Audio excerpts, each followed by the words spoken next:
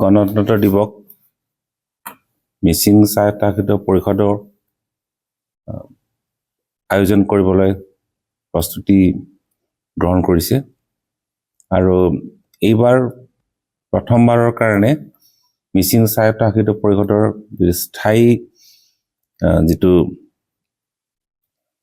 চৌহদ আছে সেই স্থায়ী চৌহদত অনুষ্ঠিত কৰিবলৈ সিদ্ধান্ত গ্ৰহণ কৰিছে আৰু এইবাৰ দুদিনীয়া কাৰ্যসূচীৰে গণতন্ত্ৰ দিৱস আয়োজন কৰিবলৈ সিদ্ধান্ত গ্ৰহণ কৰা হৈছে 25 তাৰিখৰ পৰা আমাৰ আৰম্ভ হ'ব 25 তাৰিখে বিশেষভাৱে আমি ওচৰে পাজৰে যিবিলাক গাঁও আছে এই গাঁৱৰ বিভিন্ন আমাৰ ৰাইজৰ মহিলাই হওক আমাৰ ল'ৰা ছোৱালী হওক তেওঁলোকৰ অংশগ্ৰহণেৰে আমি আৰম্ভ কৰিব বিচাৰিছোঁ 25 তাৰিখে বিশেষভাৱে মহিলাসকলৰ বাবে এটা টাগ অফ ৱাৰ প্ৰতিযোগিতাৰ আয়োজন কৰা হৈছে আৰু ছোৱালীবিলাকৰ কাৰণে স্পুন ৰেচ চামুচ দৌৰ আয়োজন কৰা হৈছে আৰু আমাৰ ল'ৰাবিলাকৰ কাৰণে দগদিক যিটো দৌৰ আয়োজন কৰা হৈছে আৰু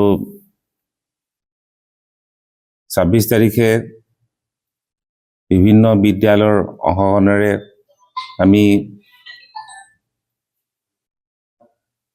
গণতন্ত্ৰ দিৱস আয়োজন কৰিবলৈ সিদ্ধান্ত গ্ৰহণ কৰিছোঁ মুখ্য অতিথি হিচাপে অংশগ্ৰহণ কৰিব মিচিং স্বায়ত্তশাসিত পৰিষদৰ সন্মানীয় অধ্যক্ষ সুনীল পেগু ডাঙৰীয়াই আৰু ইয়াত সকলো কাৰ্যবাহী সদস্য আৰু সাধাৰণ সদস্য অংশগ্ৰহণ কৰিব তাৰোপৰি গোৱামুখ অঞ্চলৰ বিভিন্ন অনুষ্ঠান প্ৰতিষ্ঠানৰ মুৰব্বীসকল আৰু জ্যেষ্ঠ নাগৰিকসকলক আমন্ত্ৰণ জনোৱা হৈছে আৰু বিভিন্ন জাতীয় সংগঠন ছাত্ৰ সংগঠনৰ প্ৰতিনিধিক আমন্ত্ৰণ জনোৱা হৈছে বিশেষ কাৰ্যসূচী বিভিন্ন বিদ্যালয়ৰ মাৰ্চ পাছ পেট্ৰিয়টিক সং দেশপ্ৰেমমূলক গীত আৰু দেশপ্ৰেমমূলক নৃত্যৰ প্ৰতিযোগিতা আয়োজন কৰা হৈছে লগতে জনগোষ্ঠীয় নৃত্য পৰিৱেশন কৰাৰ কাৰ্যসূচী হাতত লোৱা হৈছে আৰু লগতে ইতিমধ্যে আমাৰ প্ৰায় 70টা বিপণী নিৰ্মাণ কৰা হৈছে য'ত প্ৰায় কৃষকসকলৰ অংশগ্ৰহণ নিশ্চিত হৈছে কৃষকসকল যিটো প্ৰগ্ৰেছিভ কৃষক প্ৰগতিশীল কৃষক আৰু আমাৰ শিপিনীসকলে বিভিন্ন বন শিল্পৰ জৰিয়তে উৎপাদন কৰা সামগ্ৰীসমূহ প্ৰদৰ্শন কৰিব আৰু লগতে বিদ্যালয়সমূহৰ যিটো ছায়েন্স এক্সিবিশ্যন প্ৰদৰ্শন কৰিব এই সম্পৰ্কে আমি প্ৰতিযোগিতা আয়োজন কৰিছোঁ লগতে ড্ৰয়িং কম্পিটিশ্যন আমি সাব জুনিয়ৰ জুনিয়ৰ আৰু ছিনিয়ৰ কেটেগৰীত আমি প্ৰতিযোগিতা আমি আয়োজন কৰিছোঁ যি Lakhimpur college of veterinary science আৰু অন্যান্য প্ৰাইভেট যিবিলাক কৃষি সামগ্ৰী উৎপাদনকাৰী আছে তেওঁলোকে অংশগ্ৰহণ কৰিব লগতে আমাৰ চেণ্ট্ৰেল গভৰ্ণমেণ্টৰ চেণ্ট্ৰেল এৰি মুগা ট্ৰেইনিং এণ্ড ৰিচাৰ্চ চেণ্টাৰ তেওঁলোকে চেৰিকালচাৰ ছেক্টৰত যিবিলাক ইকুইপমেণ্ট যন্ত্ৰ উদ্ভাৱন কৰিছে এই সম্পৰ্কে প্ৰদৰ্শন কৰিব আৰু তাৰোপৰি আমাৰ ভেটেনেৰী ছেকশ্যনৰো যথেষ্ট আমাৰ বিভিন্ন গোপালকেই হওক বা বিভিন্ন আমাৰ গাহৰি পালকেই হওক বা মৎস্য উৎপাদনেই হওক মৎস্য যিবিলাক মীন ফাৰ্মাৰ আছে, ফিছ ফাৰ্মাৰ আছে, তেওঁলোকেও অংশগ্ৰহণ কৰিবলৈ আমাক জনাইছে। লগতে ফল মূল উৎপাদনকাৰীসকলেও অংশগ্ৰহণ কৰিব।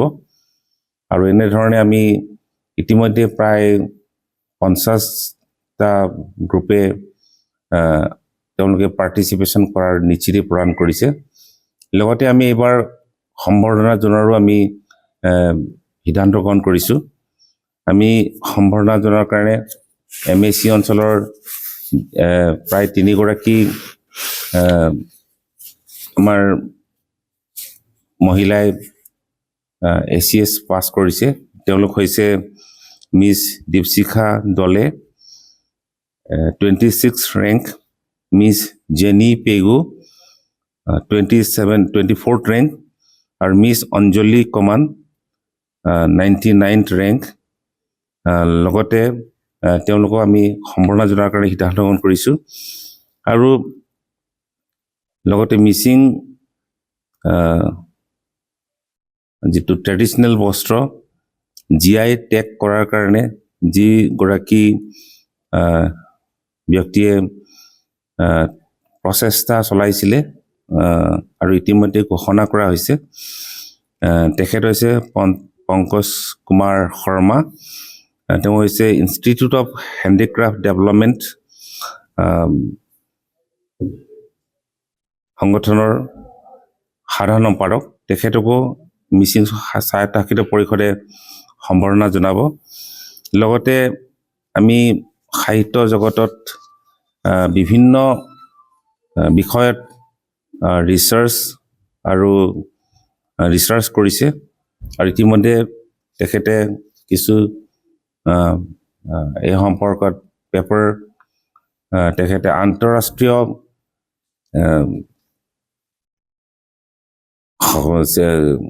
চেমিনাৰ বা আলোচনা চক্ৰত ইতিমধ্যে তেওঁ প্ৰেজেণ্টেশ্যন দিছে। তেখেত হৈছে ডক্টৰ লিখন চন্দ্ৰ দলে। তেখেতকো আমি আৰ্ট এণ্ড লিটাৰেচাৰ শিতানত আমি সম্বৰ্ধনা জনাবৰ সিদ্ধান্ত গ্ৰহণ কৰিছোঁ।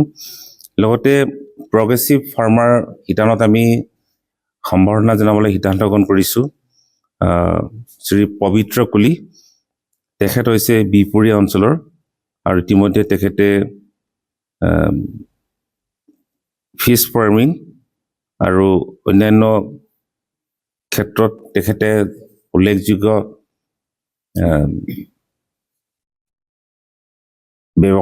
সিদ্ধান্ত গ্ৰহণ কৰিছোঁ। ইতিমধ্যে কিছু ৰাষ্ট্ৰীয় পৰ্যায়ত সুনাম অৰ্জনৰ কাৰণে তেখেতসকলৰ যিটো লিষ্ট আমাৰ ওচৰত আহি পৰিছে, আমি এতিয়ালৈকে চূড়ান্ত সিদ্ধান্ত গ্ৰহণ কৰা নাই। আমি কাইলৈৰ ভিতৰতে আমি চূড়ান্ত সিদ্ধান্ত গ্ৰহণ কৰি ক্ৰীড়া জগতৰ কিছু উল্লেখযোগ্য খেলুৱৈকো আমি সম্বৰ্ধনা জনাম, এই কথা আমি সিদ্ধান্ত গ্ৰহণ কৰিছোঁ।